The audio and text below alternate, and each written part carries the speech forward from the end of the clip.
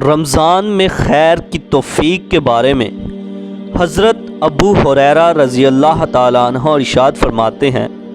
کہ حضرت محمد صلی اللہ علیہ وآلہ وسلم نے ارشاد فرمایا،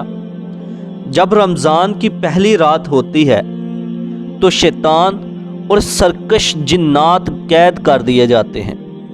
اور جہنم کے سب دروازے بند کر دیے جاتے ہیں، ان میں سے کوئی بھی دروازہ نہیں کھولا جاتا، اور جنت کے سب دروازے کھول دیے جاتے ہیں، ان میں سے کوئی دروازہ بند نہیں کیا جاتا،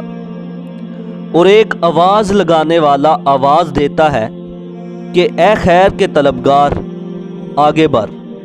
اور اے برائی کا ارادہ کرنے والے پیچھے ہٹ۔ اور اللہ کے لیے رمضان میں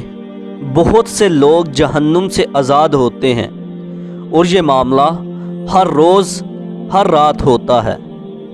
اللہ پاک مجھے آپ کو عمل کی توفیق عطا فرمائے، آمین۔